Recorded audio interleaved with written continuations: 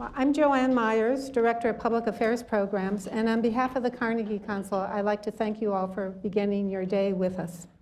Our speaker is Paul Bloom, the Brooks and Suzanne Reagan Professor of Psychology at Yale, and he will be discussing his recently published book entitled Against Empathy, The Case for Rational Compassion, and it has been causing quite a stir.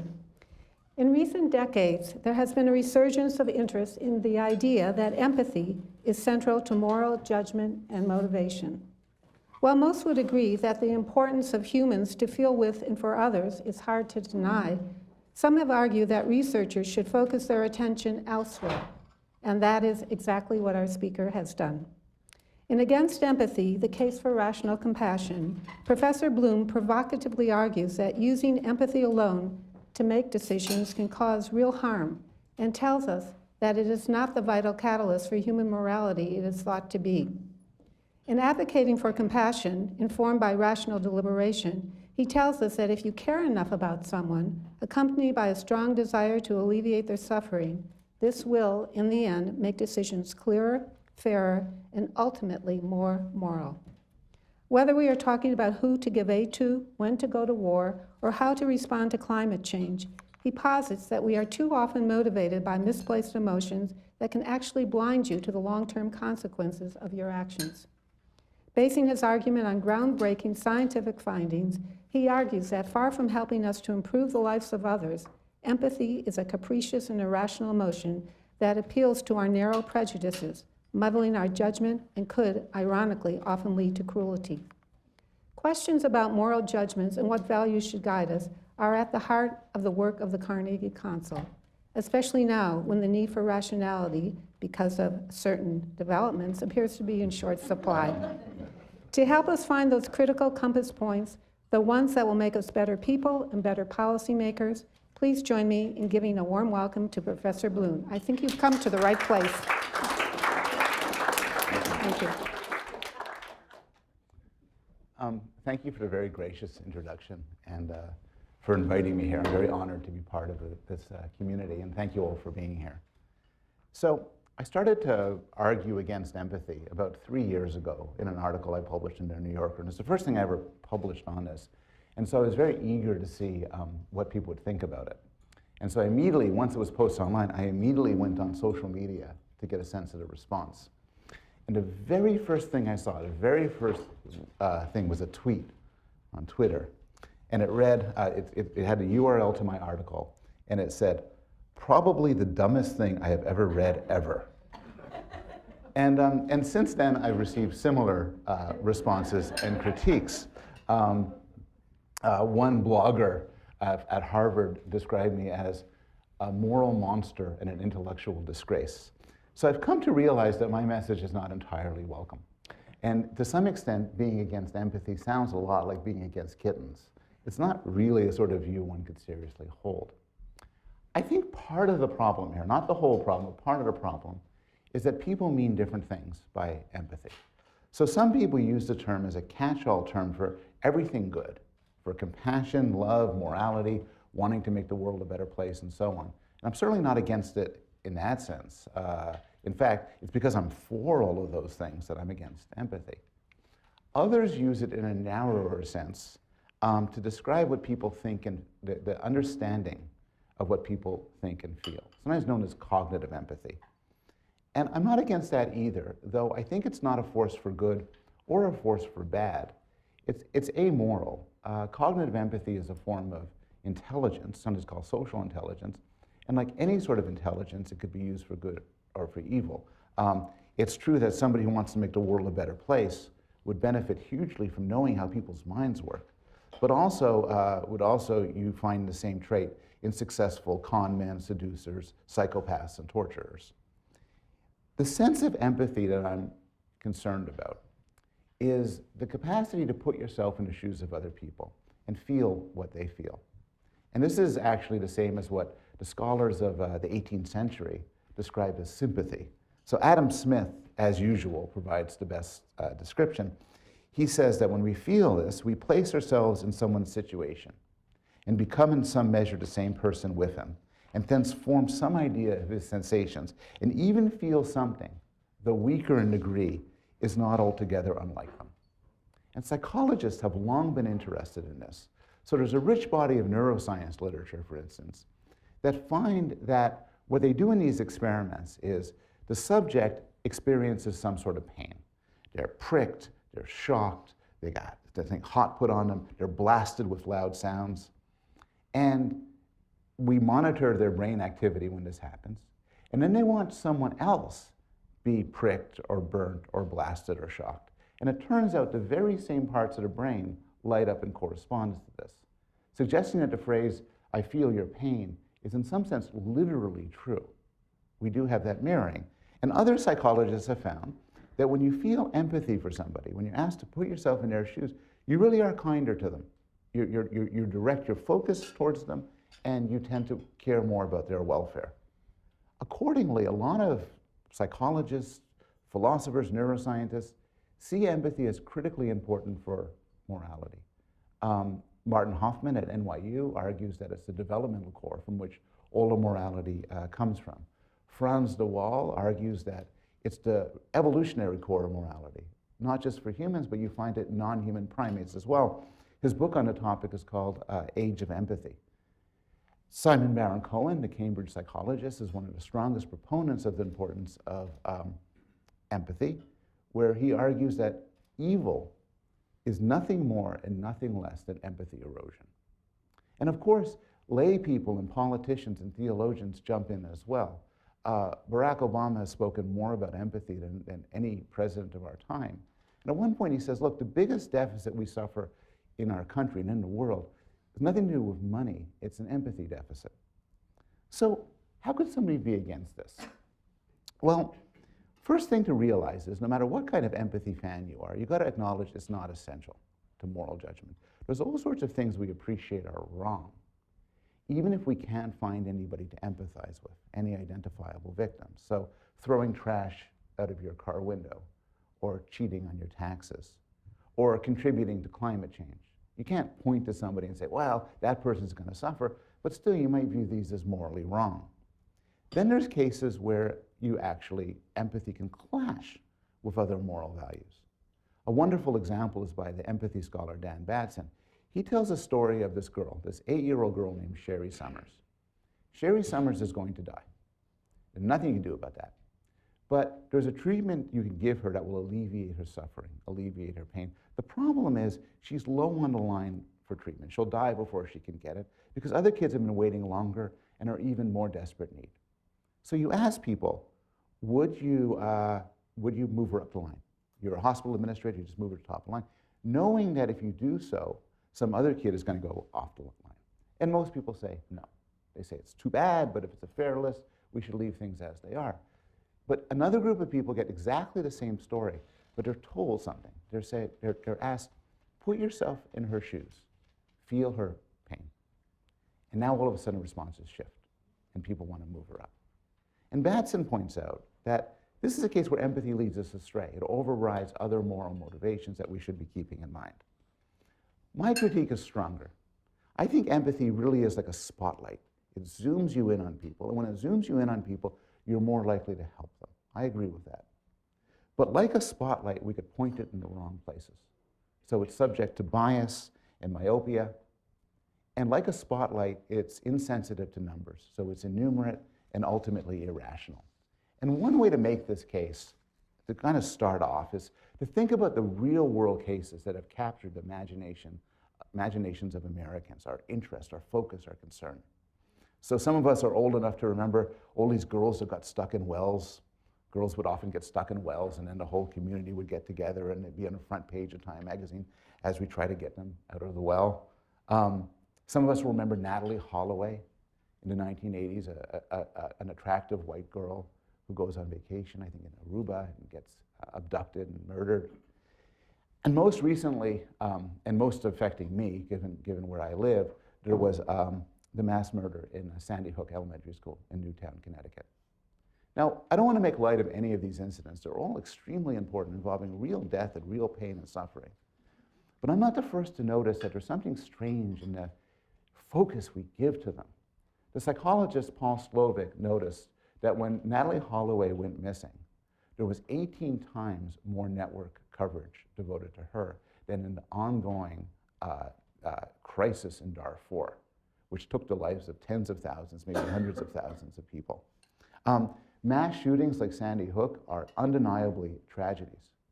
But we tend to think of mass shootings as a huge problem. It turns out that mass shootings account for about 0.1% of US homicides. And what this means is if you could snap your fingers and make it so that there'd never be a mass shooting in America again, nobody would ever notice because it'd be indistinguishable from statistical noise. But it doesn't feel that way. And we see it in a lab as well. There are numerous experiments showing that you care more about one person than 8 people if your attention is drawn to the person as an individual. The same neuroscience studies that show empathic resonance in the brain show that empathy is extremely biased. Somebody like me is going to feel more empathy for the suffering of a white person than a black person, than a man, than a woman. All of us feel more empathy for people who are attractive than people who are ugly. And for those people who disgust us, we feel no empathy at all. Empathy is exquisitely sensitive to coalition and teamwork. There was a European study that tested male soccer fans. And so they put you up, and you're in the MRI machine, and you watch another man get shocked. And in one condition, you're told this man is a fan of the same soccer team that you support. And then you get this empathic response, the same parts of your brain, so that your pain light up. In the other condition, you're told this man is a fan of the opposing soccer team. What you find is you get a drop in empathy, but parts of the brain associated with pleasure start to light up. So in some way, now I want to deal with the sort of objections. So an immediate objection is, fine, empathy can be innumerate, it could be biased, it's imperfect, but it's better than nothing. It doesn't do any harm. But it can do harm, and it's not hard to think of examples. I'll start with a hypothetical example. Suppose there's a vaccine program in New York, and a little girl gets extremely sick and dies. Most likely the vaccine program will be shut down. It will be shut down even if it were to turn out that this program was actually saving the lives of many kids, because you could feel tremendous empathy for the family of a girl who suffers, for the girl herself, but you can't feel empathy for the statistical fact that people would have died but didn't. Or take a real-world case of this. Some of you may have heard the name Willie Horton. When Mike Dukakis was governor of Massachusetts, he had a furlough program. And in the course of the furlough program, a man named Willie Horton, an African-American man, was released. And he went on to assault somebody and rape somebody else. This program was seen as an embarrassing failure, and it was immediately shut down. And Dukakis apologized for it, and this came up in the election against George Bush, which Dukakis lost.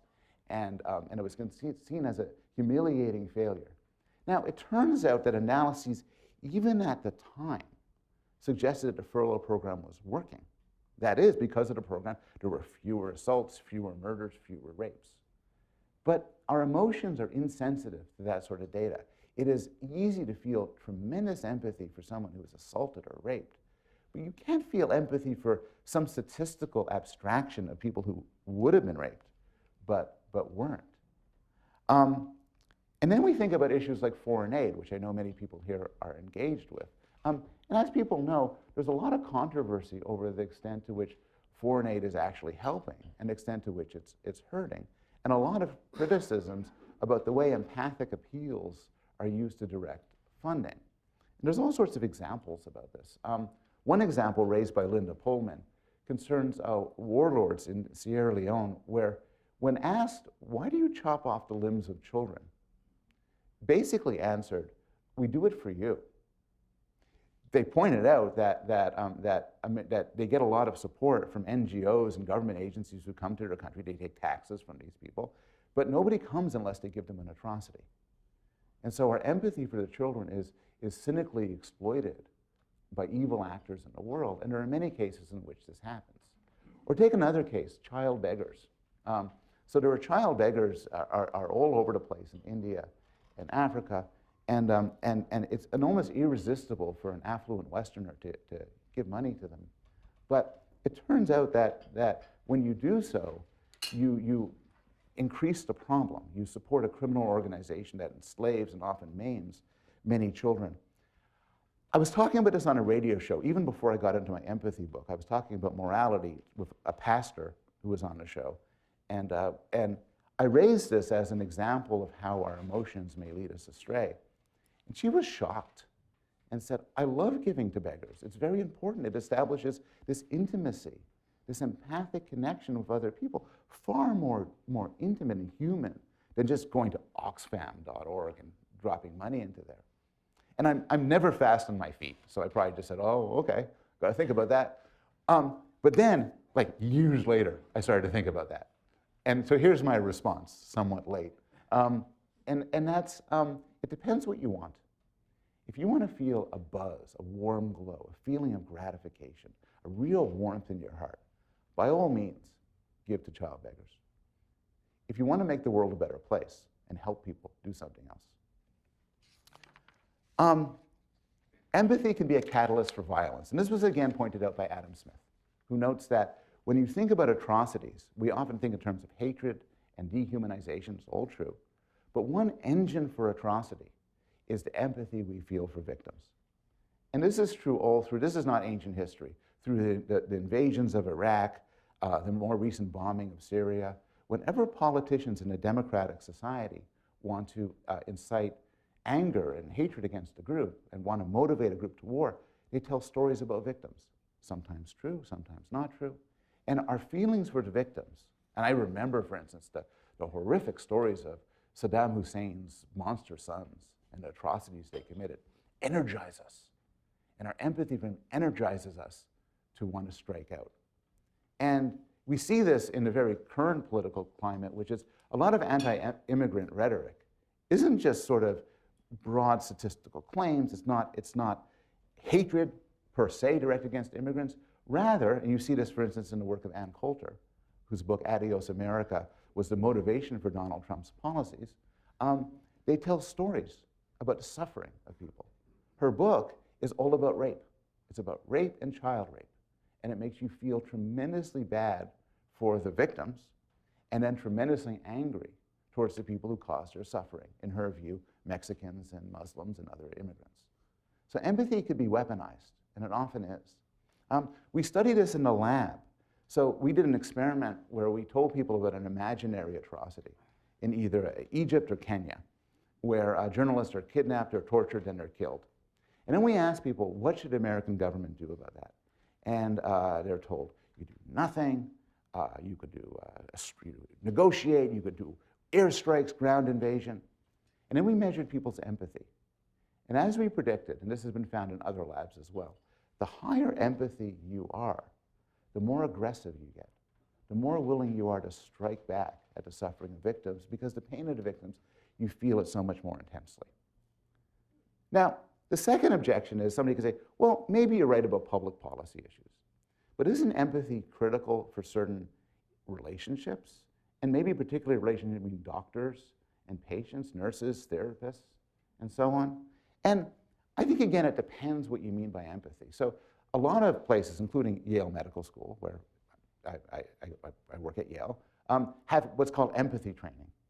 And I have nothing against empathy training, because when you look at it, empathy training is basically to get doctors to listen to their patients, to treat them with respect and everything.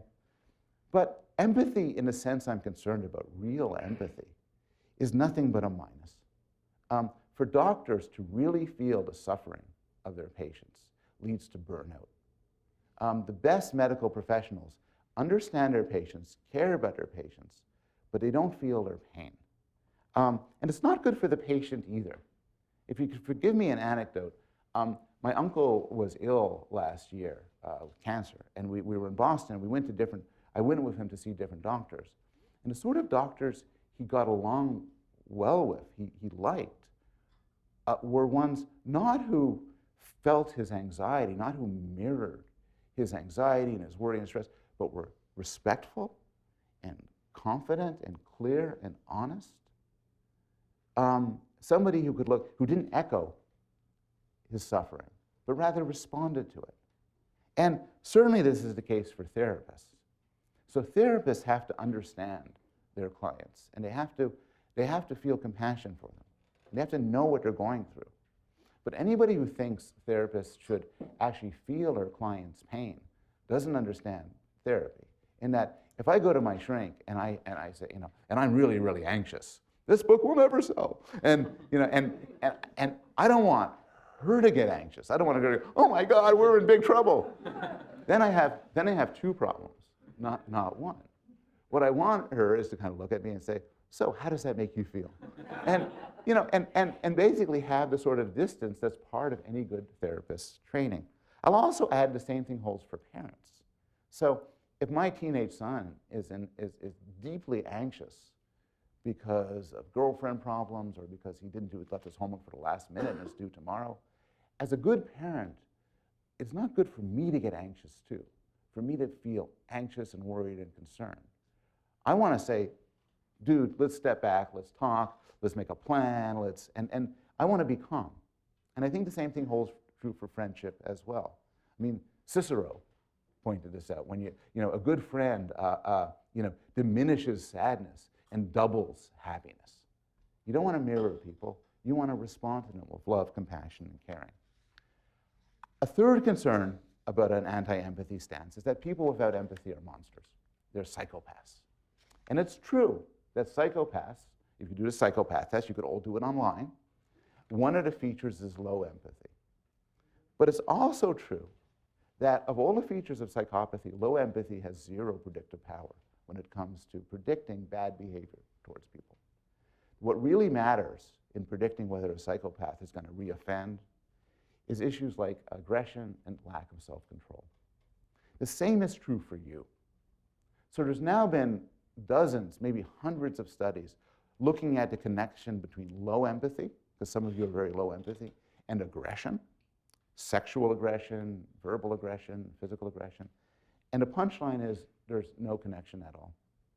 Again, if I wanted to figure out which one of you is likely to jump me on the way out of here and take my wallet and my notes, giving you all an empathy test will tell me nothing.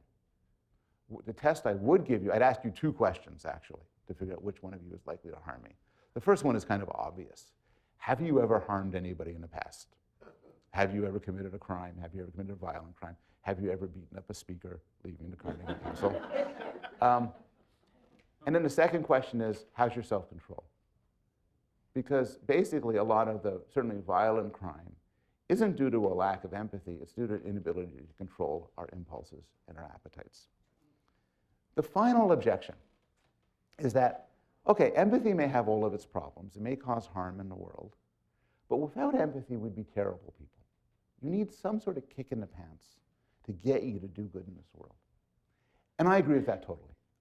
The point is as old as the philosopher David Hume, who pointed out it's not enough to rationally figure out the right thing to do. You also have to have some sort of motivation, some emotional push to get you to do it. But what I want to suggest is there's alternatives to empathy. Our moral psychologies are very rich. We have all sorts of moral motivations. There's guilt, there's shame, there's concerns about our reputation, there's an honest desire for it to be a better world. And I'm most interested in the distinction between empathy and compassion. And I don't want to get too caught up in the words. People use the words in different ways. Forget about these are just the way I'm calling them. You could call them something else. But the distinction is very important. And I actually got connected to this distinction when I was at a conference in London. And I'm at the registration booth at the hotel. And I see this guy, this monk in saffron robes.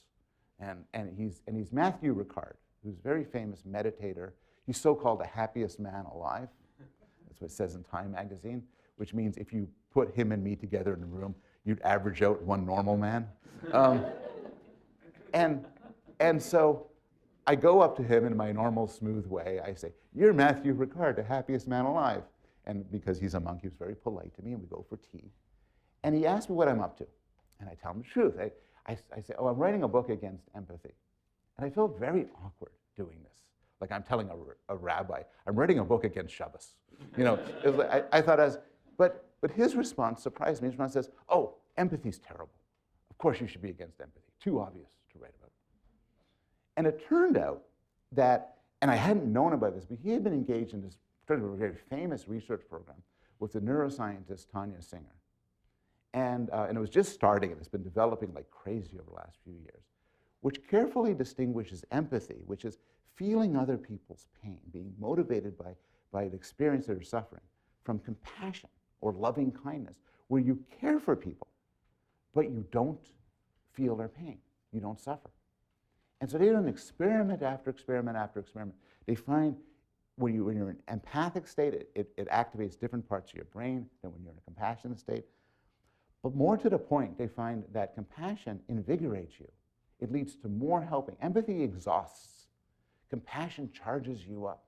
It makes people better helpers, more efficient helpers, kinder helpers. And more recently, there's been work by David DeSteno and his colleagues at Northwestern University on mindfulness meditation. And there's all sorts of claims about mindfulness meditation, its health benefits, and so on. And I think we should be cautious about them.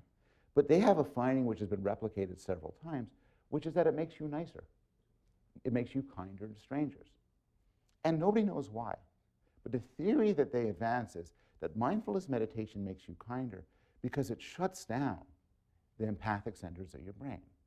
If I'm in a mindfulness state and you're suffering, I don't feel your pain as much, which liberates me to be kind and loving to you without the aversive feelings. So sometimes people get the idea I'm against empathy. Nothing could be further from the truth. I'm a big fan of empathy. Empathy is a wonderful source of pleasure. It is the empathy with people who are having a great time could be terrific. I think it is an essential part of sports, an essential part of sex. I think one of the joys in having children is being able to take an experience you've had 100 times before, like fireworks or Hot Fudge Sundae or a Hitchcock movie, and experience them all over again for the first time through the eyes of another person. I think empathy is at the core of the pleasure of fiction, of TV programs, of plays, of movies, where the empathic connection with characters, even bad characters like the Tony Sopranos and Walter Whites of the world, give us this immense pleasure. My problem with empathy is as a moral guide. Now, I hate terminological arguments. I don't care what you call it. But my argument is that feeling the suffering of other people, experiencing their pain, many people view this as the core of morality. I think this is mistaken. I think it makes us worse people.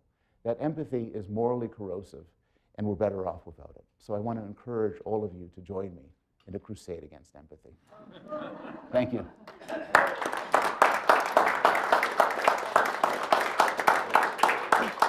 That was absolutely delightful. So, and I'm sure there are a lot of questions challenging your argument and weighing in. Questions? Right. So I just ask that you wait till the microphone comes to you and identify yourself, please. Well, we'll start over here. Great. Well, could you just wait until the microphone comes to you, please, and identify yourself if you would.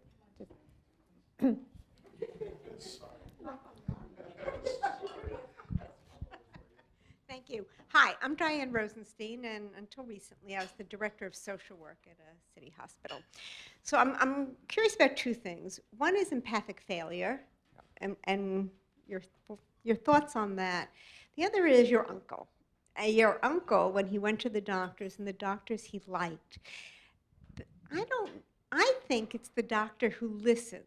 Yes. You see, and you didn't mention anything about listening, because I do feel that you don't want someone to feel it. You want somebody to say, tell me what it feels like, right? And then you want to be open to listening about it. So the empathic connections, we did in hospitals, we found that the residents and the newer physicians actually were getting burnt out when they were not feeling that surge you feel when you feel you are there with somebody. Sometimes firemen describe this feeling that, they have done what they need to do. And the less connection they felt to their patients, the less they liked their jobs, right? And those who really still enjoyed the story, listening, were the ones who sort of went on till their 60s and 70s being a doc. So I just wanted to mention Those are great points. I'll take them in reverse order. One of the goals of my book and my argument here is to get us to sort of pull apart different things that would normally flow together.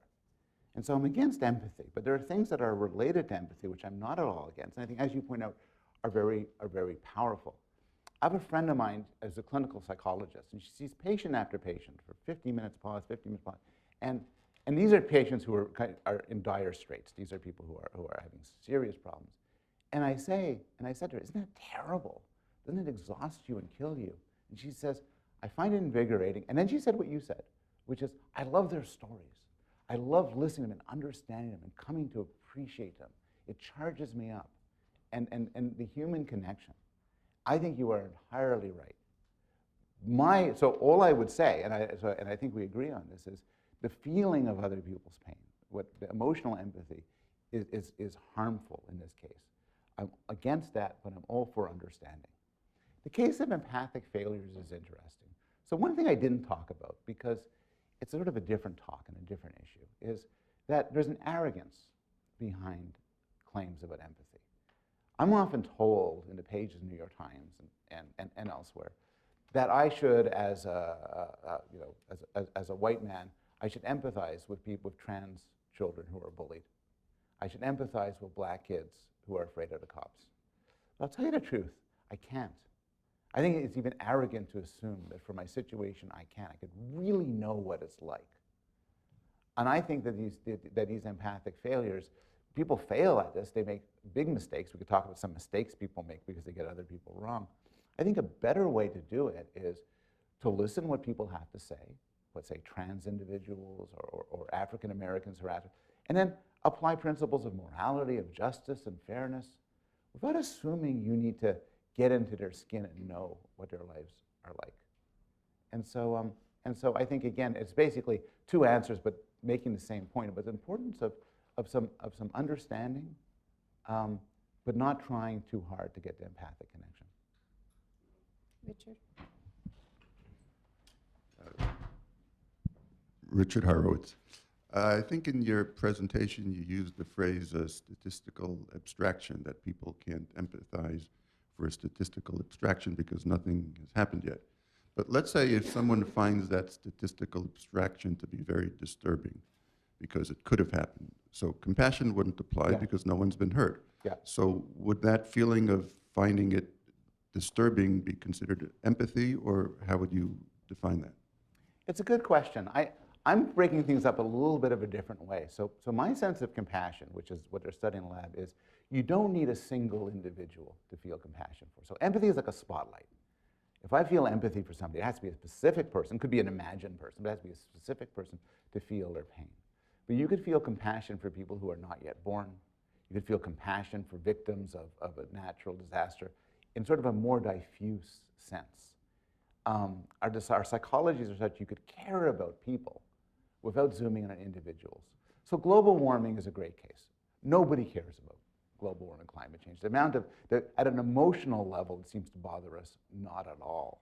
And then there's some exceptional people who intellectually worry this could be a huge crisis, but at a gut level, it doesn't strike us because there's no child there. There's nobody you could point to. Also, there's no villain there too. It makes a horrible narrative.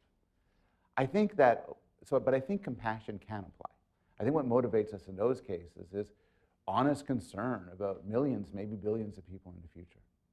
Sometimes, to sort of follow up on your point, if you have a generalized statistical concern, you could imagine or envision a specific individual. And this is what people try to do when they try to motivate us to care about different issues. I know one charity trying to get people to worry about climate change has a big picture of like a polar bear and it's standing in the ice, and you could try to do things like that. But for the most part, when it comes to problems with diffuse outcomes, budget problems, international terrorism, climate change, empathy is just silent. And to the extent we do care about these things, and many of us do, that's because we use other cognitive faculties.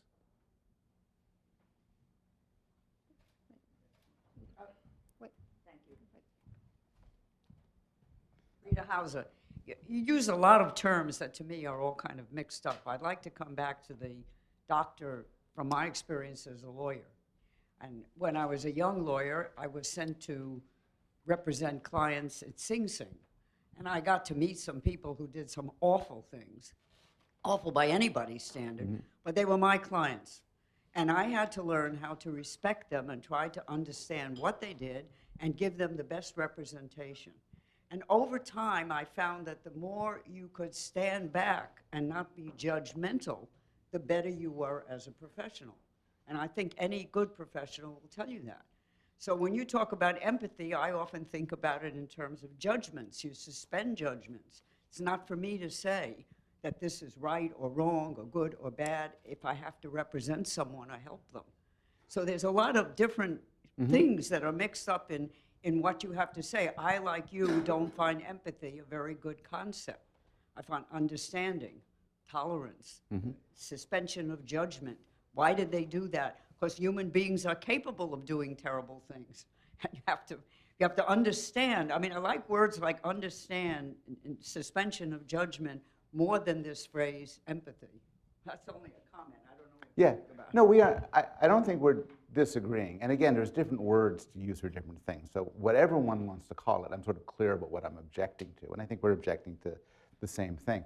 I'll push back a little bit, which is I'm all in favor of understanding, but I'm also all in favor of moral judgment. Now, I could understand how certain professionals, certainly lawyers, would do their best work by suspending moral judgments. But I'm not a lawyer.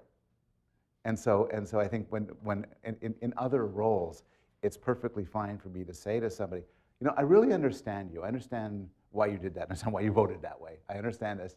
But I think you did something really wrong.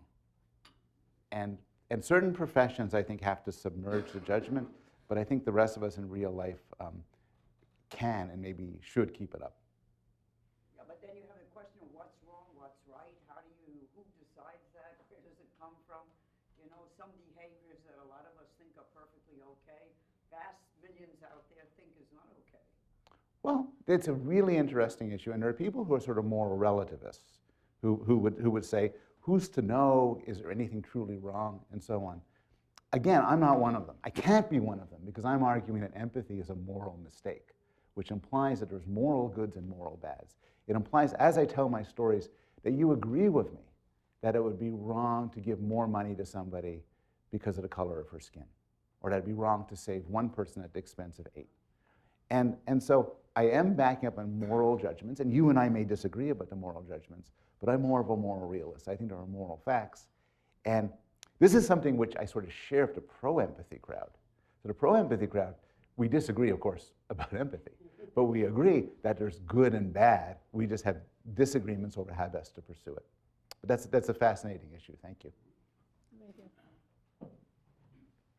Alan Young, I couldn't help, while you're listening to your talk, think that maybe that explains what happened on November 8th. Because so many of the, quote, liberal elites have enormous amounts of rational compassion, but it was Donald Trump who empathized with all those people in the Rust Belt who lost their jobs. Yeah, you're raising a lot of issues. By law, in any discussion of longer than 40 minutes, Donald Trump's name has to be mentioned. Donald Trump and empathy are not words that naturally go together, but I think you are right. I think Donald Trump was, forget about how much empathy the man himself has a character trait. This is a separate question.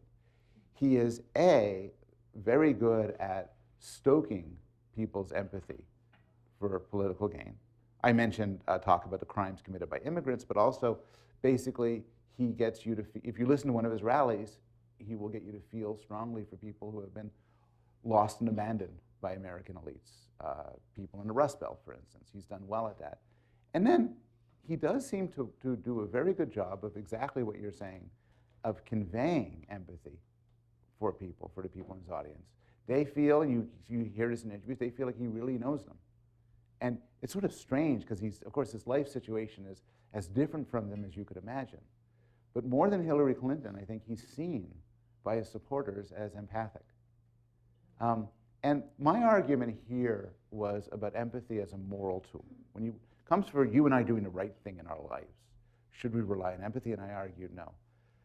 But if it was a talk on how to be a successful politician, the answer would be different. And empathy is a tool like stoking up anger and resentment. That's a powerful tool. I agree with you.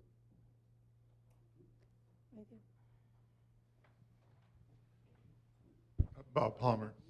I've been interested and concerned in the decline in childhood immunization. And I wondered, to what extent is this just the inability of people to process scientific information, or to what extent does misplaced empathy for people with autistic children contribute to that?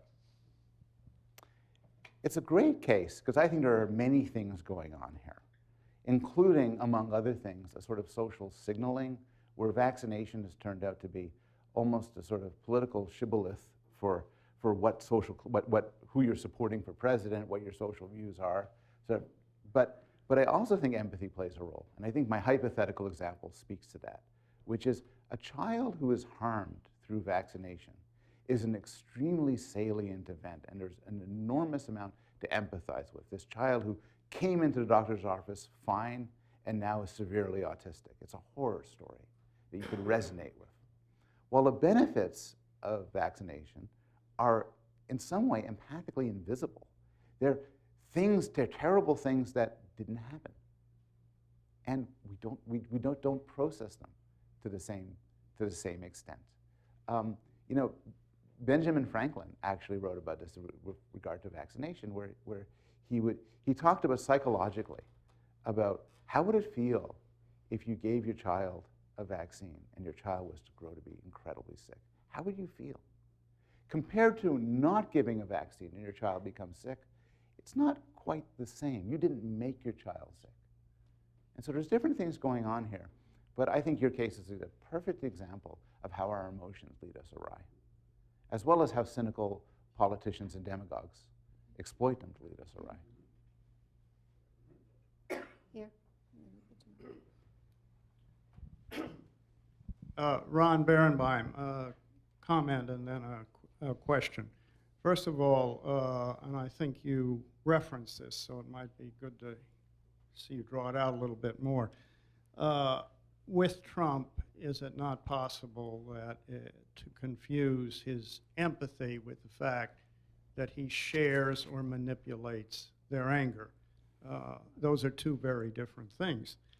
And secondly, on the whole issue of empathy, I've been very amused, and I think that's the only word I can think of, at the reaction of the press after Trump won, saying, you know, people like David Brooks saying, gee whiz, I have to get out more, you know, and going to some tiny little town in Oklahoma or something and talking to some gas station attendant and then saying, well, you know, I've been missing out on a lot. Or Nick Kristof, who takes people on junkets to Africa and doesn't bother to go to Rahway, New Jersey to see what might be upsetting people. So the bottom line is that this show of empathy that we're seeing now on the part of the mainstream press, they just missed the story.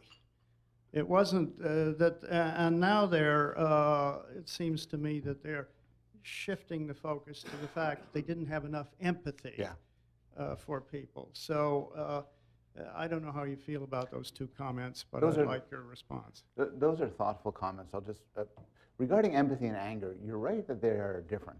They have different effects. I have friends of mine who think I'm right to be against empathy, but anger actually has more moral force, that the great revolutions of our time, the moral revolutions, are motivated by righteous anger. I think, since you referenced Trump, that anger and empathy are actually often very much yoked together, where if you ask people, why are you angry at that group, whatever the group is, they'll often tell you a story about empathy. And this happens in most horrific cases. So the lynchings of blacks in the American South were typically motivated by stories of white women being raped. And their suffering was a catalyst for the anger. Now, you can have anger without empathy and empathy without anger, but but they are connected. And politicians who want to marginalize, at best, some group will use this connection fluidly. Your other question about the debate about empathy for Trump voters, Jamel Bowie of Slate has an article where the headline is, "They don't deserve your empathy. Save your empathy for people who need it." I think that the Brooks and Christoph thing, there's a point there, but I wouldn't frame it in terms of empathy. I imagine there are very few Trump voters in this room, just playing up to the stereotypes. But many of us, I know many Republicans, but I know very few Trump supporters. I do think, in support of those people you quoted, that more understanding would make a huge difference. More understanding of what America's like and what people want. Many people of a more liberal persuasion were totally blindsided by the success of Trump. I know I was. And it's because they didn't understand how roughly half of the American voters think. I don't think empathy is the solution. I don't think I have to feel the pain of a Trump voter any more than a Trump voter has to feel my pain. I think that's foolish and self-indulgent and counterproductive. But I think understanding, to go back to the point raised before, I think more understanding of what's going on with these people, why is there such divergence of views, can only be a good thing. Hi, I'm Marlon Matson from Weill Cornell, a physician, psychiatrist. It was interesting in terms of the presentation because for me, I think you probably intended it to be very provocative. I mean, that was how it came across. When I saw the title, Against Empathy, the Case for Rational Compassion, it was like a shot in front of the bow of my ship. I mean, that's how it felt as I saw it.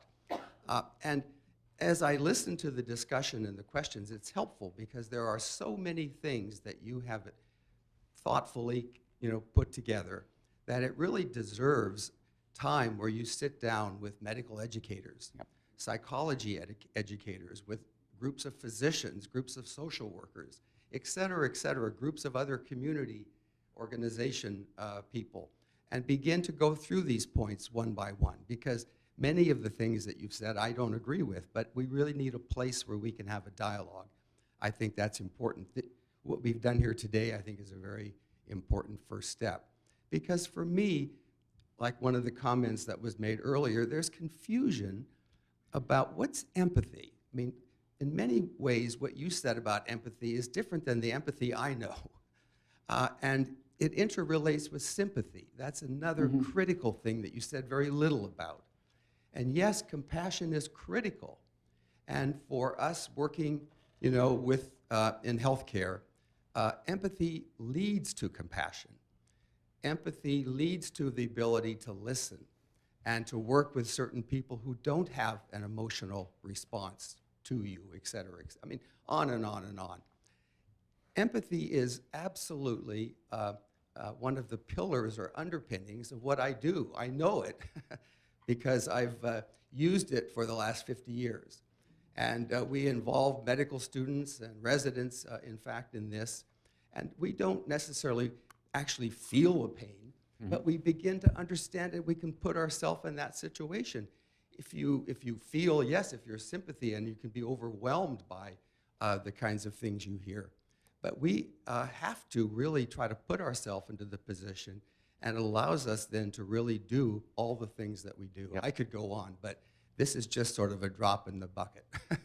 No, you're. Thank you, Marlon. I like your point a lot. I'm straying. I was told not to stray away from here. See what you did. In some way, it comes back to a terminological issue, where I have a lot of discussions where somebody says, well, I'm all in favor of empathy. But then it turns out that we are in some way talking past each other because people use the term empathy in a million different ways. But then there's real disagreement. So I'm talking about empathy in the sense of feeling other people's suffering, feeling their experiences.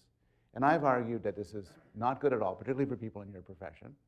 And I've spoken to people in your profession, and I've actually some written dialogues in the journal Boston Review, and they don't all buy it.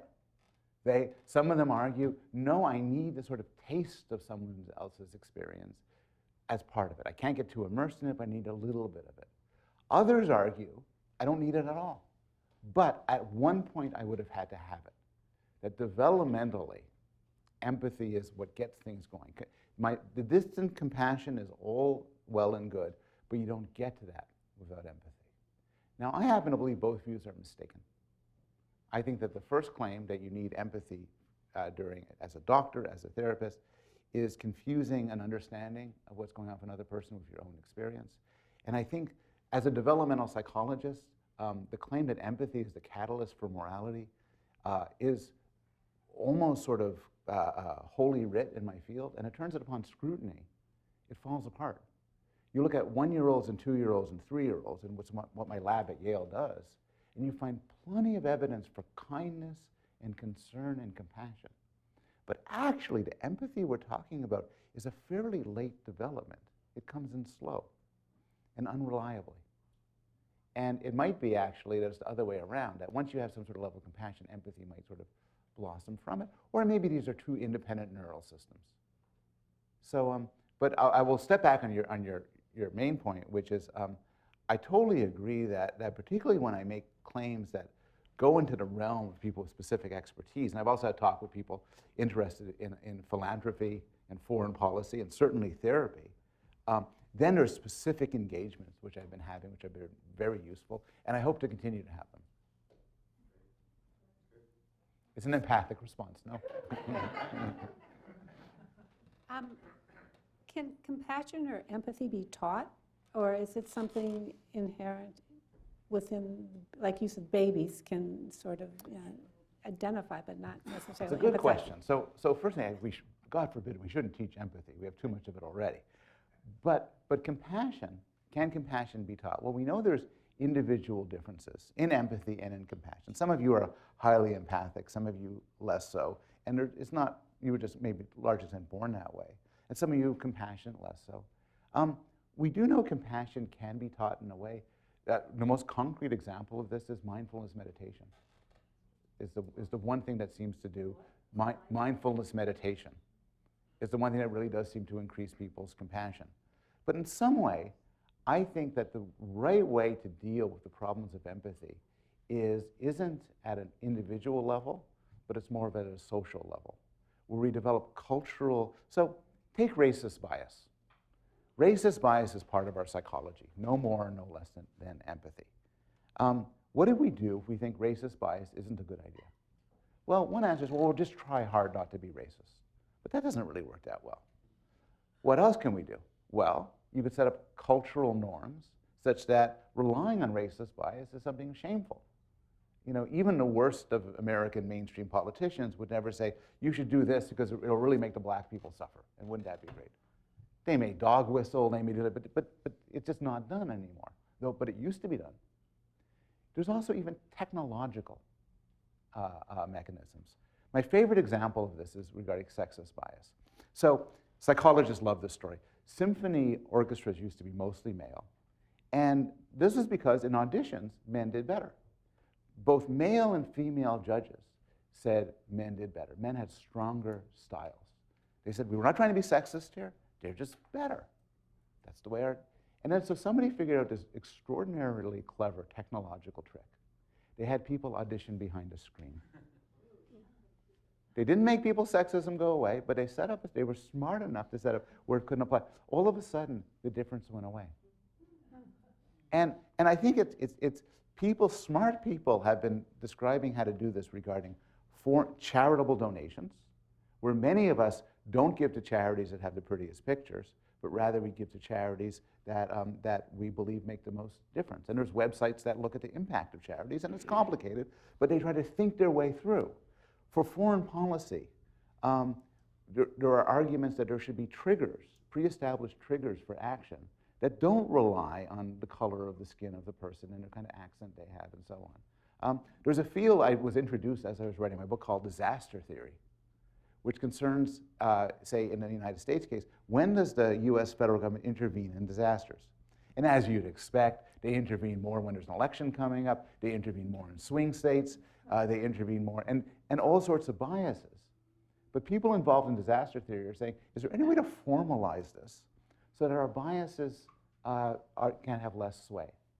So I know this sounds sort of cold and calculating and administrative. I just happen to believe that cold and calculating and administrative leads to a much better world than hot-blooded and passionate when it comes to policy decisions. Well, I would disagree on one level because your passionate talk this morning really incited us to think more about the issues. So I thank you very much for being Thank you with us, so and I much. wish you all a very happy holiday. Thank you. That was great. Thank you so much for having me.